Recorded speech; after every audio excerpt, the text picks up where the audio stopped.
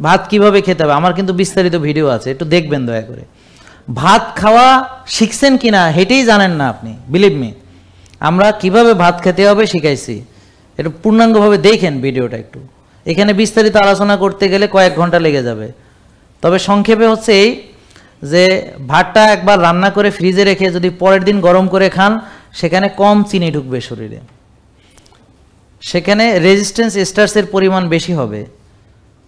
পান্তা ভাত খেলে এমনি ভাতের চেয়ে পান্তা খেলে বেশ কম সুগার আসবে এবং ওটা ফার্মেন্টেড হয়, ওটা অন্যান্য পেটের ব্যাকটেরিয়ার জন্য ভালো, অনেক ভালো, গুড ব্যাকটেরিয়ার জন্য।